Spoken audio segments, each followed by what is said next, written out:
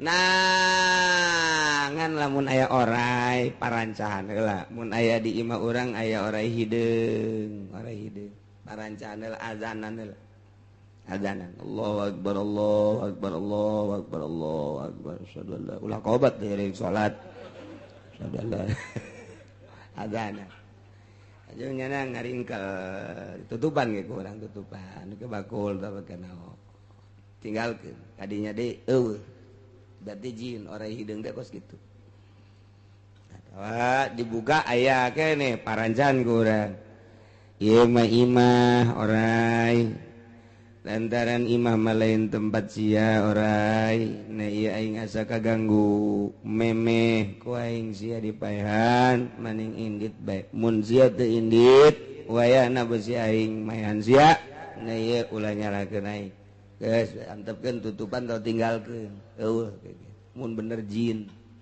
Ila mun aya orai di imah warnana hideung. Nah ieu mah parancan heula azanan heula anakalana jin sing ade.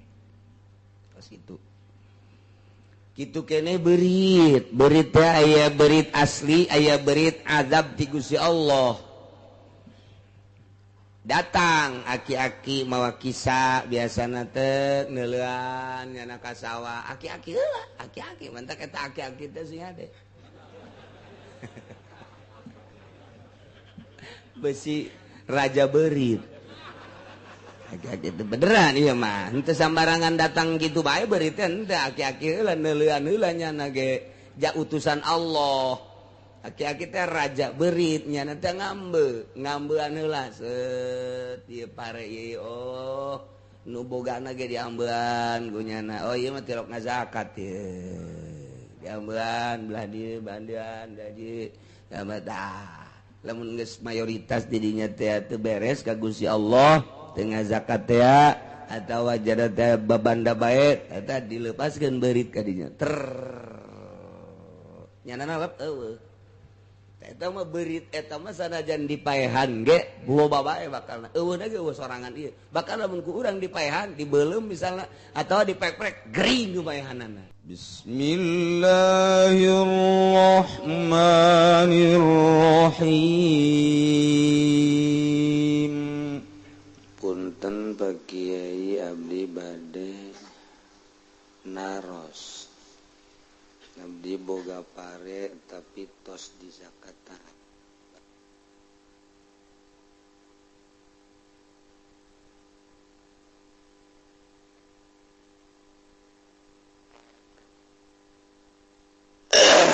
Apakah eta duitna kudu di zakatan deui apa henteu atuh teh henteu teh mah ka masjidkeun we kabeh.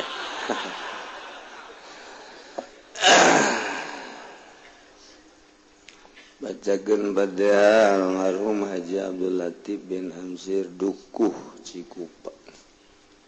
Ieu mah tokoh Mas Tabrani Tangerang, keluarga besar tokoh Mas.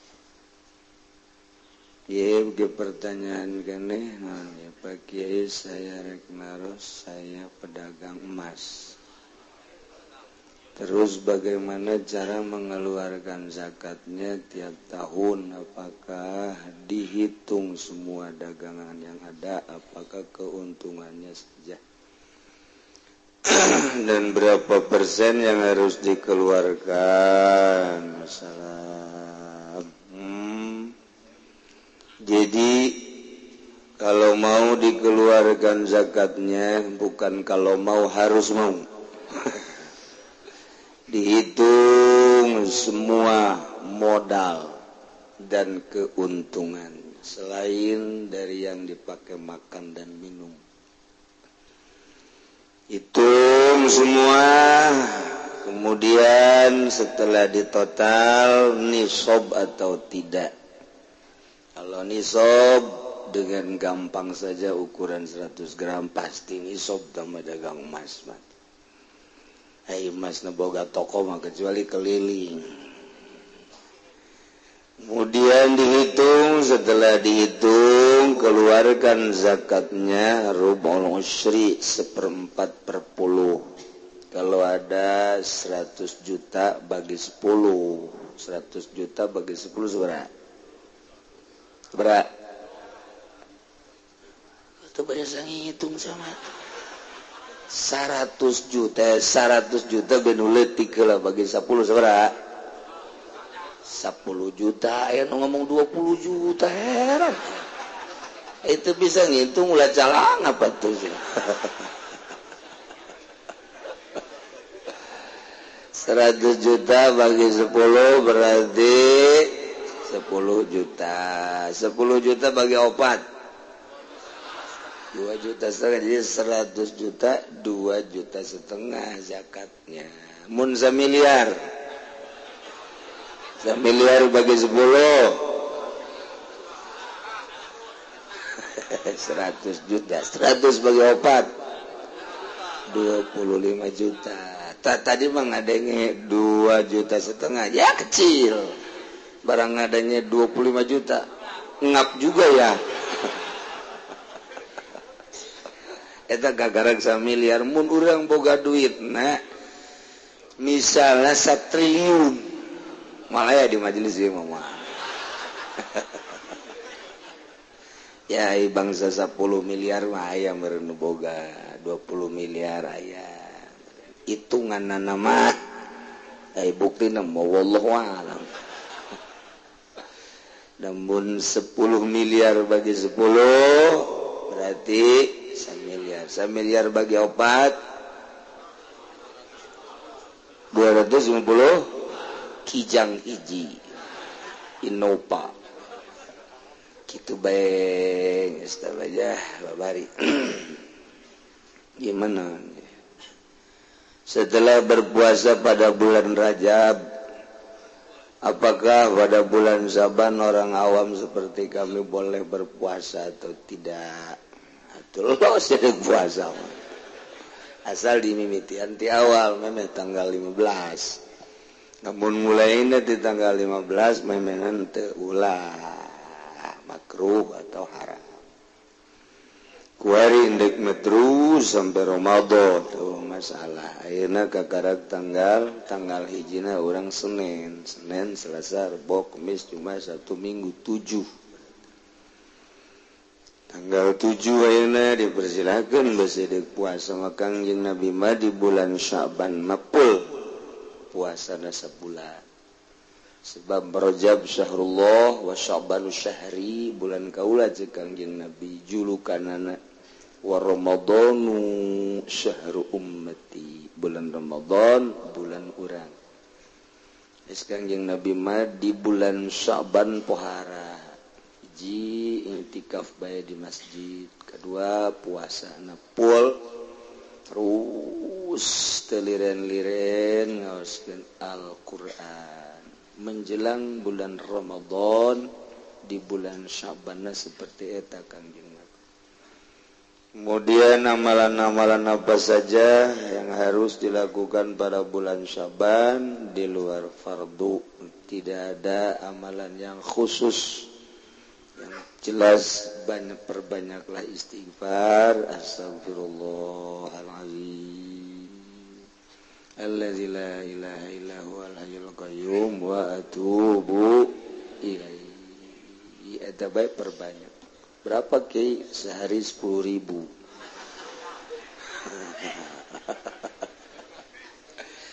Aduh cenah teu kaburunan naon atuh tah mah. Ulah nanyakeun wiridan atuh sia teu kaburunan naon. Ai loba teuing mah geus bae nurutan Kangjeng Nabi sapoe-sapoeting 100.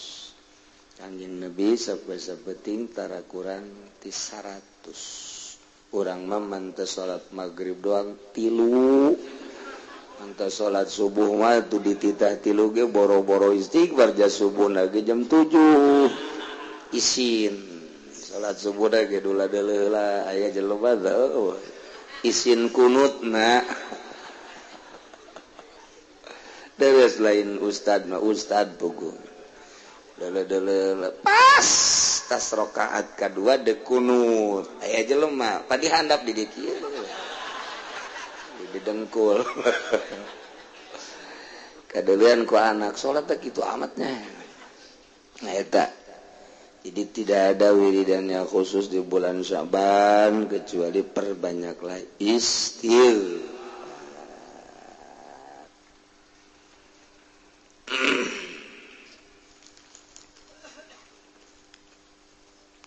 Urang masih kini nyaritakeun tentang diat panjang lalakonna soal jinayat, soal kisos, soal diat.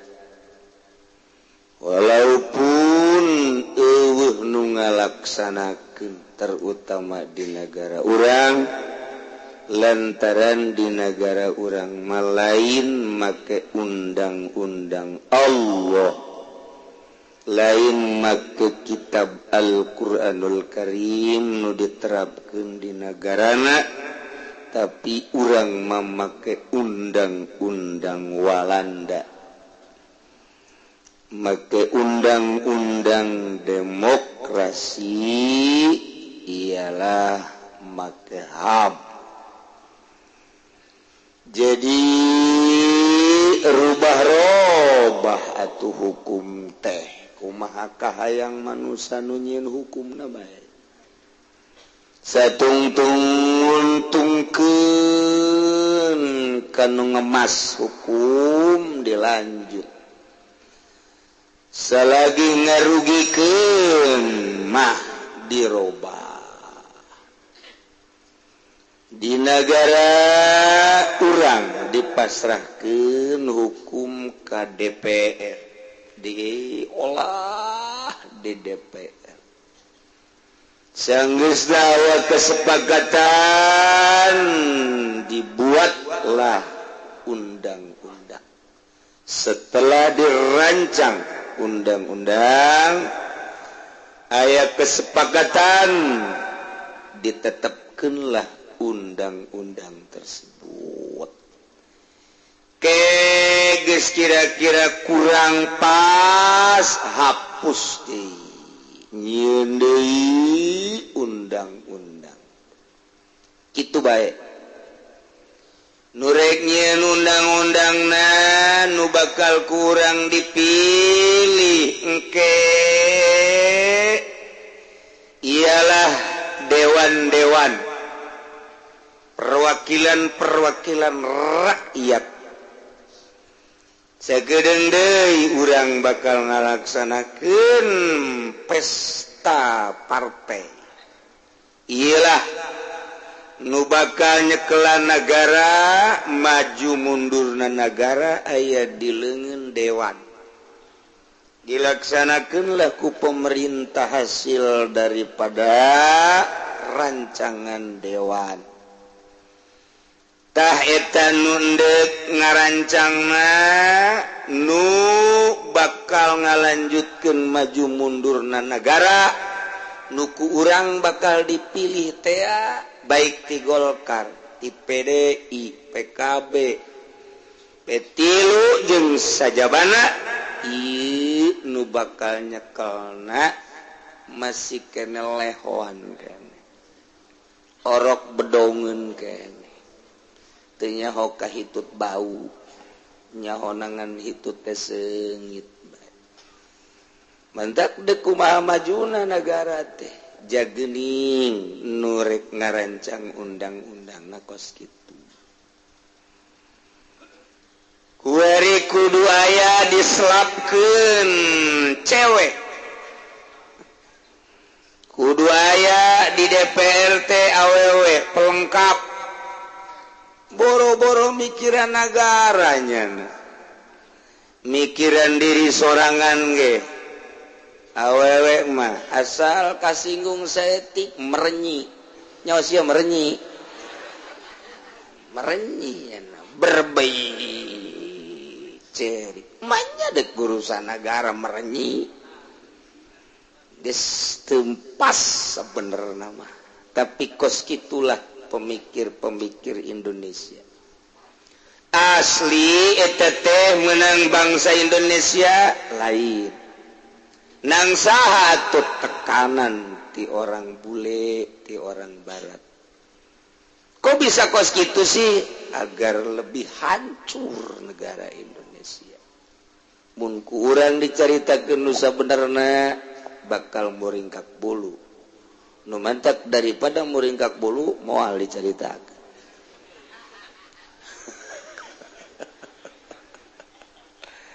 Gitulah Indonesia. Rancangan undang-undang nu kamari geus disaksian kurang kabehan. Ternyata kembali ke Orla deh. Ke Orde Baru. Naon nu di zaman Orde Baru dihilangkan ketika reformasi, ternyata ditumbuhkan kembali kepada asas tunggal murni. Quran mah dilecehkeun moal aya sanksi, tapi Pancasila dilecehkeun mesti kena sanksi. Padahal Quran mah dicekel nage kudu boga wudu, Pancasila mah didiukan ge eueuh nu ngalarang. Tetapi praktekna awas hasil menang bangsa Indonesia lain tekanan di luar negeri. Urang Indonesia na malalugu, urang Indonesia na balager, piawai, rarapi. Tapi ketika manehna dijadikan wayang ku orang luar, kos kieu lah bentuk negara urang. Buktina ketika nyana pulang di kantor bak kembali ke rakyat ngomongna agamais, seakan-akan Quran aya di dadana, aya di otakna. Ketika kembali ke kantor, Quran geus teu kadelese ti ketik acan. Nu aya adalah Pancasila jeung demokrasi. Lain ulah, tetapi pelaksanaanana adalah teu jujur jeung teu adil. Dek datang ka iraha, wallahu a'lam.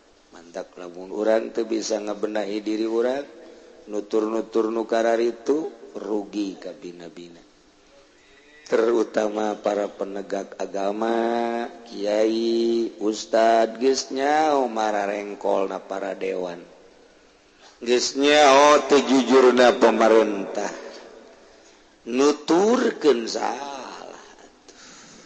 Tak mun deket ke pemerintah, tuturkan ucapan Kangjeng Nabi.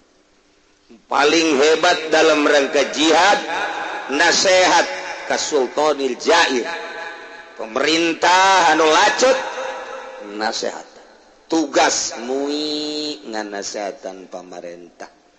Tugas kiai nu aya di partai, nasehatan pemerintah partaina. Silahkan bercokol, tetapi giroh nasihatna timbul. Ternyata barang ditaliti kurang pemerintah teh orang di kaluhan irungna teu bisa nyebut cau teu bisa nganasehatan boro-boro sekup nasional di partai sorangan ge orang milu dahar di jero partai, milu meliban, milu ngahadean dapur. Atuh deuk kumaha nasehatanana jadi loloh, diloloh kebo teh geus teu meunang ka mana-mana. Tah parab, tah cai, tah pirunan. Wel diloloh ngaranna. Digawe henteu, jamalukun teu, lakian bae gawena. Kebo ieu mah sia mah. Emang kebo, os itu tak kebo. Tuh. Atuh hayeuna mah hayang di nasional, dimui nasehatan atuh. Kulantaran lain maksud dengan nasehatan, aya hiji dua ge nu bermaksud teu kuat. Kos kitulah mantak almarhum Zainuddin MZ ketika ngobrol jeung kula terakhir ngobrolan terakhir. Saya tidak akan kembali lagi bercokol di dewan. Emang kenapa Pak Kiai? Ternyata ini bukan nasihatun, jajaknya bukan nasihatun. Wah, ambalaya. Nah, jadinya nangis ngomong luas tentang di pemerintahan. Maningan mandiri. Cenah hajur negara kabehan yeuh cenah hajur. Lantaran geus teu bisa dinasehatan. Mana pemerintah nu nurut ka kiai? Kiai nu kudu nurut ka pemerintah. Kan ngaranna tidak take and give. Tidak saling. Mun kitu mah pemerintah dinasehatan ku ulama nurut. Ke ulama diajak musyawarah tentang pelaksanaan hasil daripada dewan. Namun memang ieu manfaatna gede jeung teu bertentangan jeung agama. Hayu atuh kiai mana nu mung rerejengan jeung pamarentah. Lantaran tanggung jawabna gedean ulama. Pamarentah mah aya pertalian jeung duit, ulama mah tanggung jawabna lillahi ta'ala. Allahu akbar. Allahu akbar kabira walhamdulillah. Emang dia tanggung jawab gitu ulama. Parangsa. Mantek kipudoli ngalayang unggal peuting. Tete tanggung jawab pemajikan anak. Aduh. Kos kitulah keayaan di negara orang. Kieu-kieu di negara orang pemerintahna atuh dulur orang, tetangga orang. Ya tetep bae orang secara pribadi mangageuing bae. Ai kageuing alhamdulillah. Henteu urang geus lepas tanggung jawab urang. Makin gadieu makin krodit negara urang. Makin parah ngablesek. Aset-aset negara geus dikuasai ku asing 70%. Mulai urang hareuda dek dikamanakeun negara urang. 70%. Saha nu nentang dibukakeun ku kula. Aset negara geus puguh nu jelas-jelas rakyat nyaho, nu can nyaho. Tinggal 30% deui. Geh eta mah nu geus laah. Kos kitulah.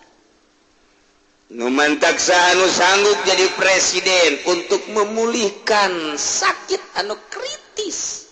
Keur sakarat itu Indonesia. Dicekel suku, aduh. Dicekel leungeun, aduh. Dicekel kaceuli-ceuli nyeri. Ieu mah geus keur diimpus negara Indonesia. Saha nu bisa nyageurkeun calonna ieu adalah bung jenggot. Duduk nyageurkeun negara. Abu Rizal apa mungkin bisa nyageurkeun negara? Puguhnya ge hirup kuari babelesekan di dinya. Jokowi apa bisa bakalna ieu teh nyageurkeun negara sementara di deuleu kuari langkah-langkahna terlalu berat ka ditu. Kuno mengamati masa sanajan di imah bae, oh bagus mah bagus bae, tapi kecenderungan hatina lain kepada bangsa nu beragama Islam. Di kumaha negara teh? Je marukan kuah. Atuh cenah urang jeuleu bae maningan Megawati bae kondena geus ragang. Nah, sadek teruskeun negara, karek coplok. Puguh kamari ge sabaraha nu coplok keur dicekel ku jana aset-aset negara. Gideg nu ngarti mah. Dicekel deui ku saha tu ieu teh? Ku Prabowo. Oh, can kanyahoan. Aya panyakit di jero anu sulit diutarakeun. Basi mangmang. Oh mungkin ku Nasdem.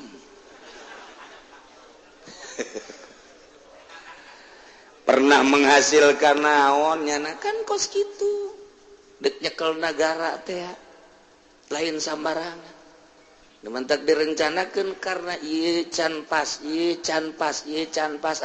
pamajikan SBY baelah urang taekeun atuh maning ditaekan ku SBY na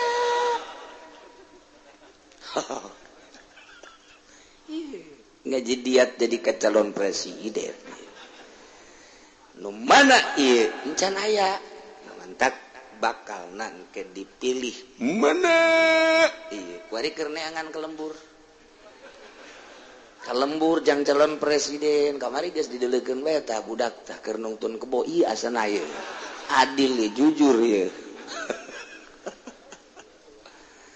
lain lalagaan kuari keur di pikiran ku teras atas tentang capres anu bisa nyageurkeun negara berhadapan jeung barat mun urang kuari membaca kadinya deui inget ka almarhum Gus Dur ieu preteli dunia kabeh neuleuh aya naon ieu horenganan dek dirapihan dek nyageurkeun negara ngan bangsa can kuat jeung can paha lain nu dihandap nu dihambat mah teu gampang dilaluhurna sebab nu dititipan terlalu banyak kemudian engke bakal berlawanan mentak urang mun dongeng ka tukang deui loba nu kaduhung lain kula ngan teu diucapkeun ku para politikus teras atas sebenarnya kaduhung aturan geus lain kos kieu negara urang kakarak ngartina setelah wafatna Gus Dur ngan teu bebeja isin aturan geus berubah wajah nu kamari ieu camat ngomongkeun dicekel ku Gus Dur mah cenah urang teu puguh naon nu kudu digawean poe ieu jeung naon nu kudu digawean poe isuk camat anu kurang mikir kos kitu kuari mulai karasa justru nu diteangan teh kuari manusia anu berpikiran kos Gus Dur saat kuari diteangan kos kitu sedengkeun kos Gus Dur ngan hiji-hijina iyalah kandas moal ngomong gitu kula lamun kula henteu rek dijadikeun presiden presiden abal-abal panjang tah mun nyaritakeun negara bakal panjang menyelamatkan aset nu aya ge geus hese dek dicokot deui komo mengembalikan nu 7% ulah kabeh kena 50% eungap jasa satungtung kos kieu bae rakyat ieu tetep genjlong bae nah ieu kamari lamun mengamati ketika rancangan undang-undang dasar emang kumaha hasilna kos kieu balik maka ieu mah ngobrolnya tekanan marukan kumaha negara urang kok teu mandiri kunaon sih hasil sekolah hasil belajar di luar negeri mantap naon rempugan mandiri jang bangsa jeung negara cenah eta mah kudu perang atuh masalah sebab teu perang mah moal pinter nganaon ge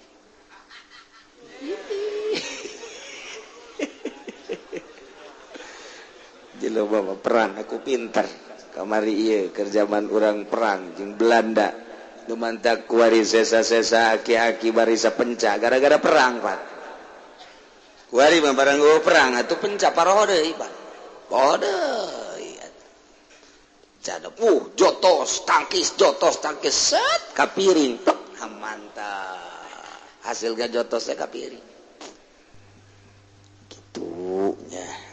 lamun kamari nyeritakeun masalah cobaan ke ahli-ahli Mekah khususna ahli Madinah yakni orang Arab.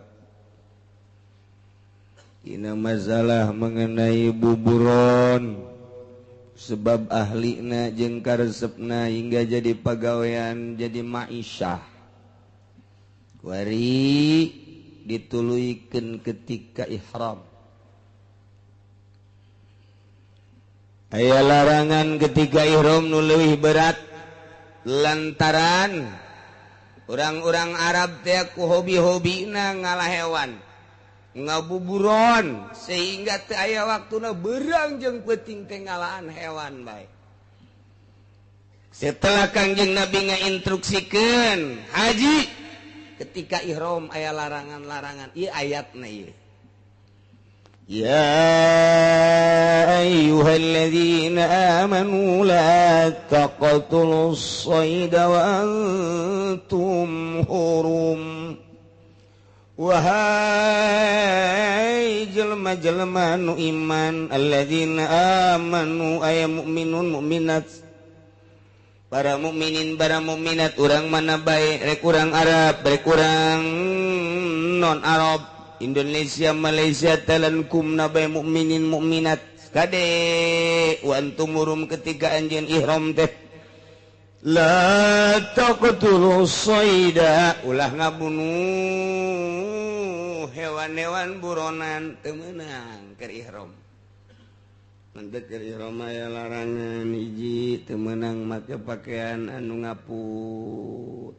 Mun urang keur ihram kemudian maka pakaian nu ngaput ngajak fidyah. Kedua teu meunang nutupan sirah. Mun urang nutupan sirah ngajak fidyah. Teu meunang ngaguntingan kuku. Mun urang ngaguntingan kuku hiji saleter dua leter tilu empe hiji. Larangan keur ihram. Itu kene teu meunang ngagunting atawa nyabut buuk mun hiji saleter dua leter tilu empe hiji. Loba larangan-larangan. Teu meunang make sesengitan orang keur ihram nailah kena fidyah.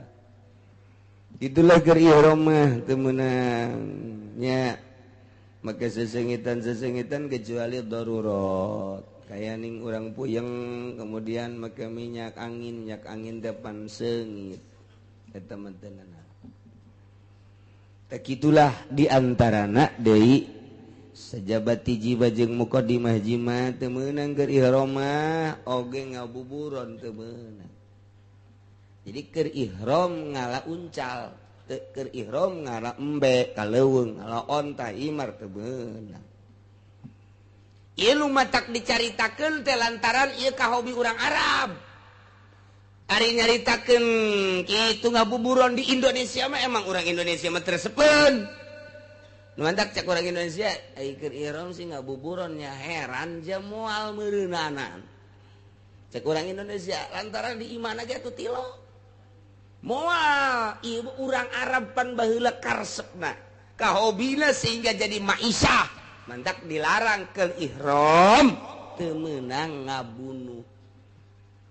Teu meunang kecuali nu lima nu diihtilafkeun antara para mazhab khamsu sawabiq la junaha lil muhrim yuqtalna. Nu lima binatang nu ngarusak bagi nu ihram henteu naon tah mamaehan nu lima mah. Komo teu keur ihram mah di urang. Di Mekah ge teu naon komo di urang. Mana? Nomor kahiji al-hadatu eta alap-alap. Nomor kedua hida teh bangsa manuk kitu nu galak teh. Nomor katilu hayah yakni hayat teh orai marga obat gitu Pak Roh berit eta mah meunang ku urang tah termasuk bangsa hasarot meunang dipaehan tah mah hasarot bangsa kalabang bangsa kala nu kos karit cacakan nu ieu gitu naon kurang dipaehan nang ganjaran asal dipareta mah nang ganjaran nya heulang tah hidat teh heulang kurang ditembak menang ganjaran pae ulah didahar tapi haram itu kene alap-alap tembak kurang pae menang ganjaran orang sebab dititah tama-tama dititah dipaehan berit paehan masalah berit si ada ulah birit tak macana berit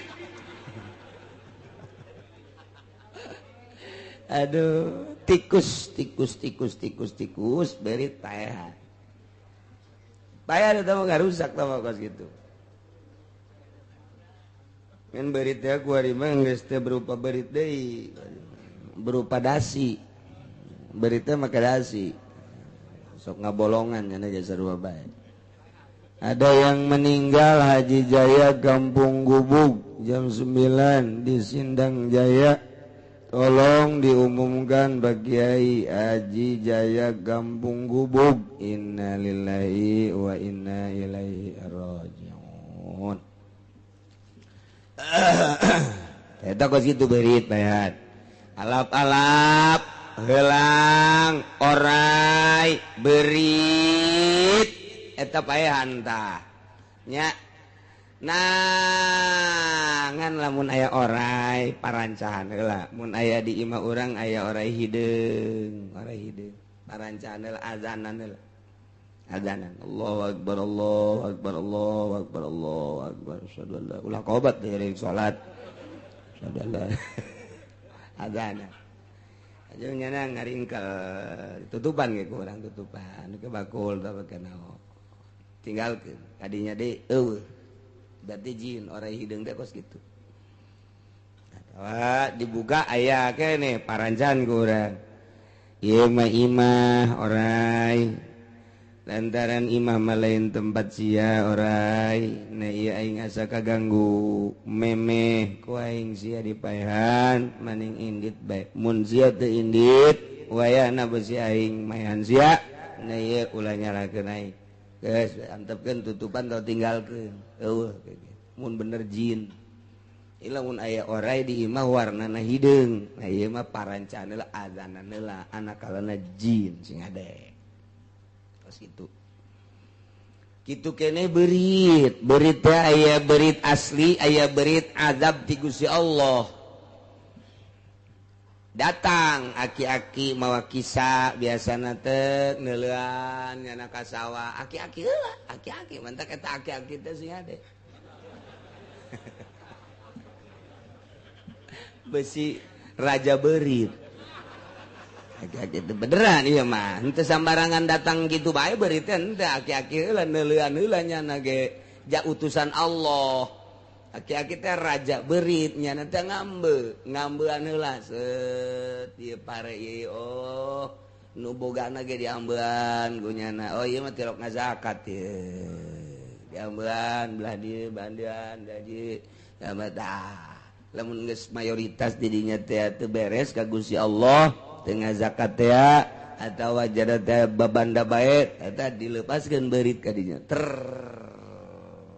nyanana lep eueuh eta mah beurit eta mah sanajan dipaehan ge loba bae bakalna eueuna ge eueuh sorangan ieu bakal lamun ku urang dipaehan dibeulem misalna atawa dipek-pek gering ku paehanana eta beurit masih ngade ngan bedana deuleu lamun aya beurit kos gitu deuleu mun aya beurit lamun ku urang dideuleu tek bae nyana bangun neuleukeun gitu eta eta berarti ulah dipaehan tah mah lain sambarangan beurit eta kos kitu sia da eta mah beda eta mah geus kos kitu bae eta mah asal urang tewak hiji deuleukeun ku urang nyana kitu lain berarti geus ya maling dikasaokeun swadaekna sia aing sieun heuleuh sia beurit eta kos kitu ge eueuh sorangan lamun urang kitu bisa neuleuh di alam eta aya nu teu neuleuh mah teu dibawa pakai kisah dibawa engke nyana berangkat deui misalnya ti Karawang ka mana ka Cianjur naik mobil biasanya naik mobil ngobrol biasa juga urang itu lamun nu nyaho di alam nu eta engke nyana turun di pasawahan teu di diamban heula gitu baik sunatullah ini dikirim berangkat ke Tangerang ke Cikupa kesempatan pasar geus mente jauh sawah ieu be aku pabrik kos gitulah berit dipayahan mah masalah teu doraka teu naon ngan eta balantaran keur ngazab osok malik ka urang kos keong sarua bae keur diazab ku Gusti Allah pakos kitu nya ieu alap-alap heulang orai eta mah sunah malah dipayaan nya lajuna halil muhrim kitu yuktalna dipayahan nu 5 teh dosa kanu ke ihram ge komo nu lain nu ihram nya eta lah nu 5 eta mah hasyarat ge hasyarat kurang sunah dipayahan hasyarat teh binatang-binatang anu di taneuh nu sok hiburan eta binatang-binatang geus dipayahan masalah ieu keur carita syariat iyalah keur carita syariat nah ieu keur ihram ihram teh sing ade ieu kulantaran kuari mah ieu jadi ngaji manasikna kadang-kadang atuh didadak pan aya santri mah datang ka bab haji diaji beda ku santri mah teu ka Mekah teu naon diaji ke tamat balik deui diaji deui gitu ketika ka Mekah bae tinggal muka doang teu ja puyeng cek janten teh ngaji da puyeng ngan geus pernah diaji kan aya di lembur mah di lembur ngadadak aya jelema hajina haji ifrad pan haji teh tilu aya haji ifrad aya haji tamatu aya haji kiron mun haji ifrad ngaheulakeun ihram haji mandarikeun ihram umroh sapaket haji jeung umroh teh sapaket setiap urang munggah haji kudu jeung ihram pelaksanaanana imah haji heula wa imah ihram lamun haji heula ihram panderi ngaranna ifrad lamun kitu umroh heula kakara haji ngaranna tamatu lamun bareng nya haji nya umroh eta adalah kiron kitu bae haji mah mentek teu kaharti lamun Muhammadiyah mah ngeueukeun haji tamatu nya nama haji teh ifrad bae lantaran Kangjeng Nabi teh ifrad wah pendek pikiran da Muhammadiyah Muhammadiyah mah ngaulakeun haji tamatu teu sahiji bae lantaran Kangjeng Nabi ketika haji wada teh hajina haji ifrad deuleu atuh dina Bukhari-na aya sahabat bebeja ka Kangjeng ya Rasulullah pan abdi mah ieu deuk umroh bae heula ti heula aju abdi mah deuk buka lantaran abdi mah boga kasakit cak Kangjeng Nabi lah haraj silahkeun deuk umroh heula mah tuh abdi mah deuk nuturkeun Gusti Rasul bae cek Gusti Rasul Tuhan deuk naon gula mah atuh ihramna ihram haji mah ifrad berarti pan Siti Aisyah di dinya ceurik kunaon Aisyah ceurik aduh cenah kula mah ieu kumaha ieu nggunaon ku kumaha kunaon nanti cenah ieu mangkaning keur ihram aju ieu head atuh head si ceurik jak Kangjeng Nabi teh biasa anak Adam awal kudu head aja itu kumaha teruskeun ihramna ulah jadi masalah aju atuh terus wukuf pula salat terus ka Muzdalifah terus ka Mina geus bae jadi haji mah teu boga wudu ge boro-boro teu boga wudu bugu head ge jadi munggah haji mah head bae ge jadi mantak ulah bingung ku babacaan munggah haji mah ulah bingung aduh cenah kiai kula mah kumaha ieu naon untuk bisa babacaan anak head ge meunang head maca naon coba head ayo sia oh cenah ngeunah-ngeunah mah jeung kiai mah dasar teluk babacaan sia mah eta masalah datang ke Arfah batur mah istighfar 1000 kulhu 1000 dan baca-baca nu lain deui nya na datang ke Arfah salat lohor asar gen lewat udang-udang isya di mana nih? Oi, Muzdalifah. Oh, Muzdalifah. Kain kodo heula. Kodo zuhur, kodo asar. Ieu keur carita. Itu ke Muzdalifah, datang ke Muzdalifah, batur mulung batu, SD. Ieu budak moal aja sih. Diudangeun udang mulung batu siang geus aing moal mulung batu aing. Engka mana ya Kamina, ayo Kamina. Datang Kamina batur jumroh. SD. Ayo diudahkeun euy. Sia. Di kemah ieu eta sih mah aing mah jumroh. Aing ke bae penting. Jumrohna. Sekaligus aing malah pokona mah penting akobah jeung sakabehna bae geus lah. Isuk pentingna. Eta kos kitu teh jadi teh munggah haji mah babari jasa. Babari jasa munggah haji mah hees bae ge jadi. Tah cak mah hees mantep ya.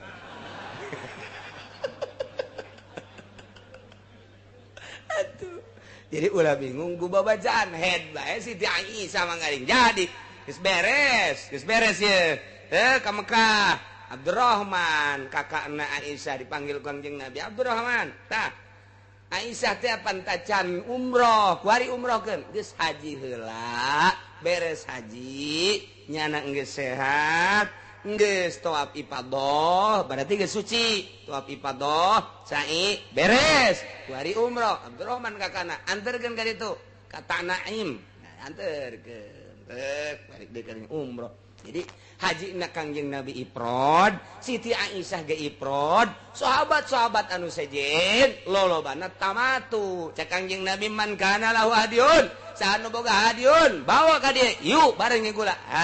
Urang ifrad, nu sejen sahabat anu tamatu. Bahkan aya nu saurang abdi mah landek dihijikeun bae lantaran ieu mah darurat. Mangga bae cek Kangjeng Nabi. Nu saurang mah dikironkeun nya haji nya umroh deuk gegeraan balik. Masalah mantek tilu haji teh eta. Mantek lamun Muhammadiyah kudu ifrad bae. Salah total. Ja sahabat ge dimanggakeun ku Kangjeng Nabi. Balik di Muzdalifah, talik di Muzdalifah kamina. Bebeja ka Kangjeng Nabi. Cak sahabat teh abdi mah erek balang jumroh bae Gusti. Balang jumroh heula ka karak tawaf ifadah. If'al wala haraj. Laksanakeun teu dosa teu naon. Cak nu saurang abdi mah rek ka Mekah bae lah. Jadi teu ka Mina teh Jumratul Aqabah berarti. Tas di Muzdalifah teh ya belok ka Mekah. Abdi mah bade ka Mekah bae ya Rasulullah. Erek tawaf ifadah kemudian saya ke karak ka sore abdi mah rek Jumratul Aqabah. Cak Kangjeng Nabi ifal wala haraj. Laksanakeun teu dosa teu naon. Meunang.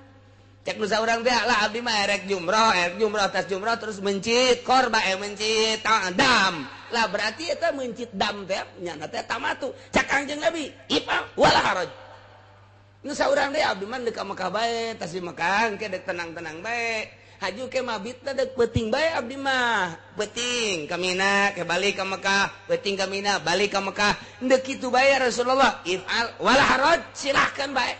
Kabeh dimenangkeun ku Kangjeng Nabi. Malah mah abdi mah moal ka Mekah cak urang Cikupa ifal haraj tah mah. Aduh Gusti Allah. Babari, bab haji teh eta lamun nyaho mah babari jasa. Deuk kumaha ge mangga. Asal sing hade bagi nu endeu ka Mekah kuari besi engke mabit di Mina moal simpan kuari teh eta. Mina jadid. Eta mah teu sah ta mabit di dinya. Ulama Mekah ge nu asli mah ngatesahkeun. Di Jawa Timur nu asli mah ngatesahkeun. Ulama-ulama anu nyekelan kana ucapan Kangjeng Nabi Mina bainal jabalain antara dua gunung tah eta ngaranna Mina mabit teh di dinya kuduna kumantak baheula mah brog di dinya aya tukang baso aya tukang lotek mabit teh di dinya ngahiji jeung tukang baso jeung tukang lotek bari nungguan mabit datangkan ispul lael kuari mah diburak-burak pan.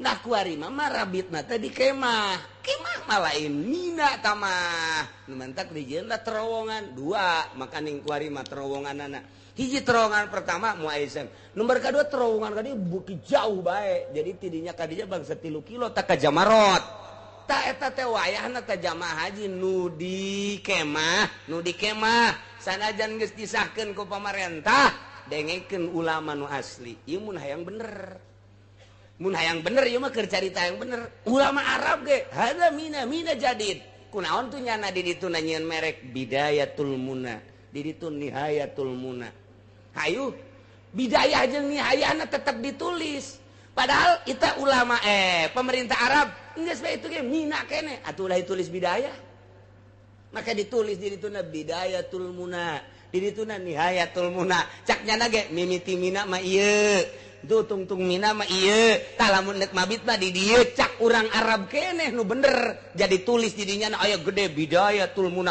di luhur gunung aya di luhur gunung gede bidayatul muna aya deuleu ge ka kaditu anu kaditu nu teu kaditu mah nek neuleuh naon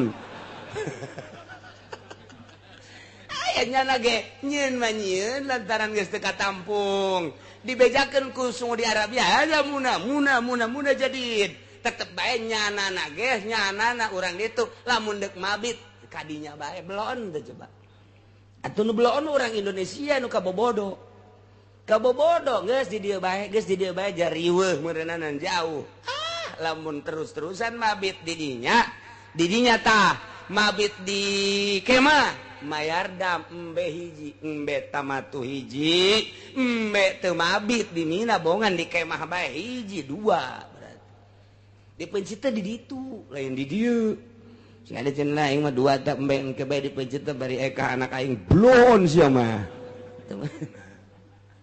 tuh nya jadi sing ada tah nu kuari ka Mekah tetep bae ulama-ulama mempertahankan kula ge menang ti abah kula menang ti guru kula di Garut menang ti guru kula deui di Jawa komo ieu mata Ki Muhyiddin Kosambi mah ngajelaskeun singarade janyana mah unggal taun pan kamu kabeh singade lain mina teh mah lain mina ke aya bidayatul mina ditulis keneh ku ari ge mimiti mina artina bidayatul mina teh di ditu da nihayatul muna tetep eta bae jadi patokan tah lamun saya bidayah tungtung terowongan aya tah bidayatul muna eta mah di ditu aya di gunung luhur bidayatul muna belah ditu nihayatul muna aya ta eta mabit mun teh di dinya atuh enggeus dam lamun teh mah urang teu mabit di Musdalifah dam lantaran sistem taradudi jadi aya genep pangkat saperangkat dua perangkat tilu perangkat empat perangkat lima perangkat genep perangkat bahkan lamun 7 mah muasasana bisa ada sangka 10 eta lamun awal biasana diberangkatkeun jam 10 datang ka Musdalifah atau jam 9 ngan kuari mah taradudi mah ngahiji di Mina nu datang jam 9 nu datang jam 10 nu datang jam 12 nu datang jam 1 nu datang jam 2 nu datang jam 3 ngahiji deui lah di Mina ayang ke bendera Indonesia ngaranna karangkeng tek we di dinya tah anu terakhir mah kadang-kadang anu datang ka jam anu nomor 11 mobilna nomor 12 tah mobilna tah eta teh biasana datang ka dieu subuh teu mabit tadi Musdalifah teu mabit tadi Musdalifah teh teu mabit datang ka Musdalifahna subuh na eta teh embe hiji itu cenah sama ja urang mah teh nyaho ieu darurat meureunna nanti mah keur carita mun ku sia didaruratkeun kos kitu embung mayar embe atuh olos dan cek ulama embe bae hiji lantaran naon lantaran bisa urang ti Arfah ka Musdalifah lempang deket di Arfah teh lempang ka Musdalifah motong jalan Kendal ka di jalan jekeus urang ku teu ngupayakeun lempang nungguan mobil darurat jadi leungit mantak lawan atuh lempang ja deukeut sama kadinya kulantaran udah teu ngupayakeun lempang teu darurat embe hiji berarti ti Mina ti Musdalifah ka Mina deukeut jasa tah mah deukeut artinya paling ge 3 atau 4 kilo deket jasa Masya Allah pulang balik baik eta karyawan ka imah ka pabrik kana sabaraha kilo jak kuateun kunaon atuh aya ti Musdalifah ka Mina nah eta teh deket lamun sampekeun ka urang tek bae gitu tapi tah mah jumroh masalah tah mah sakadar jumratul aqobah doang kan tanggal 10 mah muru afdol doang nu sok loba nu muara rawat ya muara rawat pernah bahasa sebarang ratusan pernah ribuan eta mah geus rahasia Allah bae geus didinya lantaran muru afdal pada desak-desak waktu duha mulai di jam 7 jam 8 jam 9 wah macet jelema didinya kok bisa kitu sih lantaran mazhab Hanafi kudu jam sakitu bae mandak eta mazhab Hanafi memaksakeun jeung Maliki teh kudu didinya bae lantaran perbedaan jeung urang Aisyah mah kira-kira atuh make waktu Abdul mangga nya mah wajib kudu jam sakitu urang makan henteu geus afdol doang daripada macet mendingan engke bae dioper ka asar macet keneh poe eta mah engke bae ka peuting masalah geus jam sababaraha ge malah manini mah aing moal jumroh mayar bae ka kepalana atuh masalah teu jumroh teu naon gitu naon sakabehna tanggal 10 teh jumroh tanggal 11 teh jumroh tanggal 12 teh jumroh tanggal 13 teh jumroh aing mah mayar bae moal kudu jumroh masalah tah aing mah mayar moal jumroh moal masalah mencit embe ya babari jasa ditanya cian dek jumroh moal kunaon tuh mah capek moal ngulikeun atuh ngulikeun moal kunaon teu boga duit geus ajeun naon tuh di Mekah aing mah deuk balik embe beres Masya Allah babari jasa kan ulah diomongkeun atuh ka batur mesti marili embe kabeh keur carita ngaji babari tah bab haji mah nah iyalah beres jumroh urang jumratul aqobah tahallul ngaranna tahallul awal seluruh paharaman haji geus jadi menang kecuali hiji jima doang nu can menang jima doang teh nu can menang ai perkara beneran terjadi blon jasa ieu ulah keur di Mekah bae kiai cenah aya masalah naon masalah naon lamun urang mantos di jumroh kemudian tahallul eta geus tahallul awal can tawaf ifadah jadi can boga haji gede eta teh kakarak tahallul awal ngaranna mun salam kakarak ulah salam ka katu doang can ka kenca oh nya aju naon nu diharamkeun kabeh geus halal kecuali jima ieu mah aya jamaah urang mana urang Tangerang na mana deket kiai ge cenah deket tetanggana nu mana naon ye ieu kakarak tahallul awal jima kumaha tah ah sia macam-macam di mana jimana sakieu gunung dibawa ka sisi gunung buku eta masyaallah jelema ku teu kuat teuing meureunnya sakitu loba jelema pan ribuan eta kudu mawa ka sisi gunung keneh bae ya Allah geus teu perlu mandi heula meureun tah mah geus dicokot parduna bae geus eta kumaha eta rusak tah haji tah rusak ieu terjadi ya urang Tangerang ya Tangerangna urang Pasar Kemis beneran kecamatan doang lain tetangga aing tapi aduh Masya Allah ayah baik dan kas gitu Masya Allah setan eta di Mina teh ayat merek mawadi'us syayatin ieu tempat setan sebab baheulana Kangjeng Nabi Ismail ditungtun ku Kangjeng Nabi Ibrahim pas di jumrah di dinya teh cak Kangjeng Nabi cak setan teh Ibrahim nya aya bapak kudu mencit anak bohong eta ngimpi nyokot batu Kangjeng Nabi Ibrahim bismillahirrahmanirrahim rajman lisyayatin bismillah Allahu akbar joger jumratul aqobah jadi tak pelebah dinya ya setan baheula tah jumratul aqobah teh setan tah baheula di dinya timpah ku Kanjeng Nabi Ibrahim bismillah Allahu akbar rajman lisyaitan kalawan nyebut jenengan Allah Allahu akbar aing ngabalang setan joger jadilah jumratul aqobah teu meunang ku ari setan sia ditimpa sia ku aing ulah geus lain setan deui ku ari urang Turki keur can kuari can kos ieu keur baheula mah bisa keneh ka dinya pan naek kana ka dinya nyekel sendalnya na dicekel mun sakurang mah setan sia urang Turki tah mah aju urang Indonesia mah pan nurutan mah lulu geus teh nyaho kaler kidul pajar bener dituturkeun deui ku urang Cikupa setan sia wah dasar urang Cikupa blon tapi nu gol karna eta mah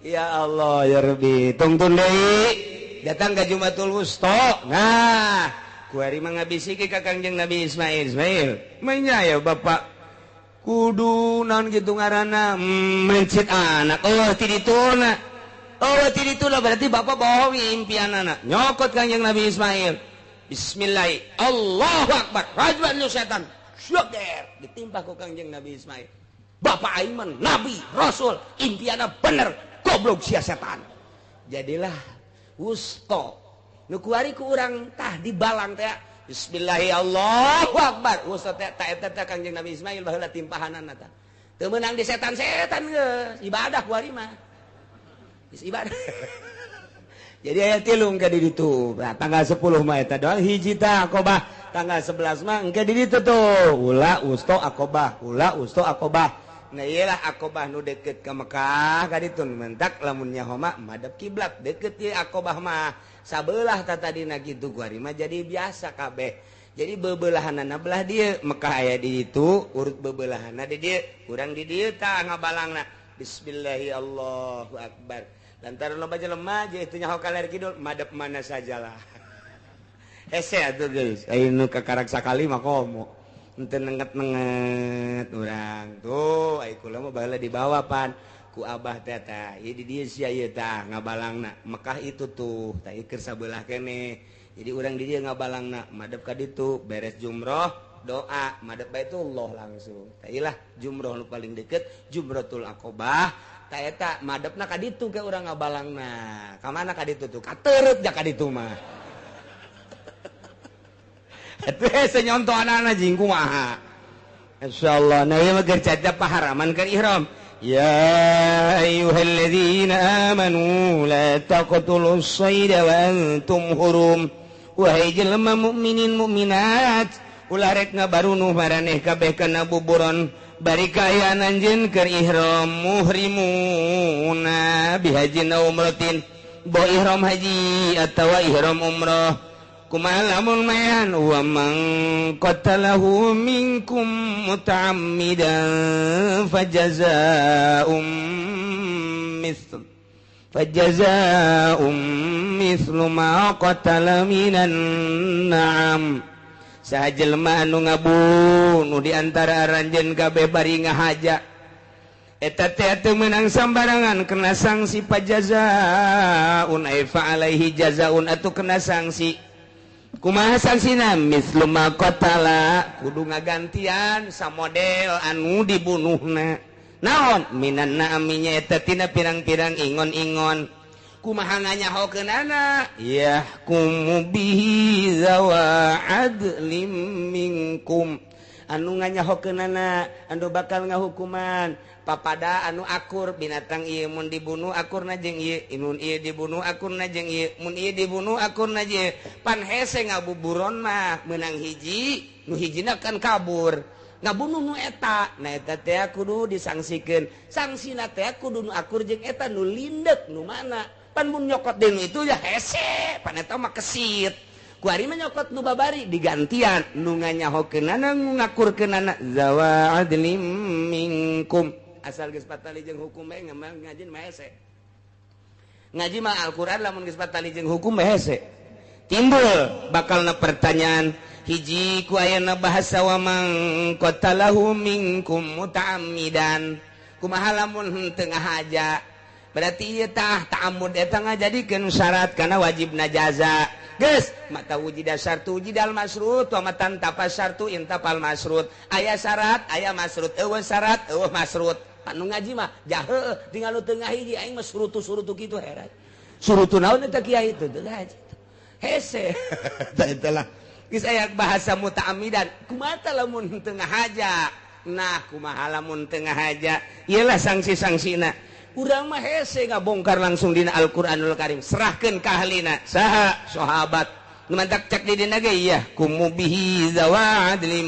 minkum teu sambarangan ngakurkeun nu dibunuh kudu akur jeung gagantina nu mana nu bakal ngahukumanana lain kudu sambarangan urang Arab tapi yahkumu bihi zawa adlin dua jelema lalaki anu adil anu nganyahokeun kana sifatan hewan-hewan tersebut geus serahkeun ka sahabat anu ngarti geus dibukukeun ditalung ti ku Imam Syafi'i nah Imam Syafi'i geus dingitabkeun kitabna raudhah ka belah dieuna majmu belah dituna sarahna belah dieuna jadi Fathul Muin ka belah dieuna jadi Riyad tinggal di deuleu bae kumaha babandinganna namun maehan onta aya dina Riyad kumaha mun maehan sapi aya dina Riyad kumaha mun maehan embe aya dina Riyad kumaha mun maehan hayam engke kumaha jeung kumaha nah iyalah ayat nama iya dikemas ku ulama lantaran urang mah lain ahli hadis lamun dina hadis mah aya ieu babandinganna jeung ieu babandinganna jeung ieu babandinganna jeung ieu gemantek di dieu dijelaskeun sakadar para sahabat wa qad hakama Ibnu Abbas Abdullah bin Abbas mah seorang sahabat wa Umar jeung Sidina Umar mah wa Aliun jeung Sidina Ali mah pinu amah bi badanatin mun aya jelema ngabunuh keur ihram teh ngabunuh manuk soari nu sok disebut ku urang manuk onta manuk gede bisa ditumpakan disebut manuk soari di urang mah koswari soari atawa burung onta ta eta teh mun urang keur ihram ngabunuh eta onta hiji tuh nang saya tak ieu tak keteranganana Ibnu Abbas Umar Ali Masya Allah kabelah dina sahabat keneh cuman waktuna wallahu a'lam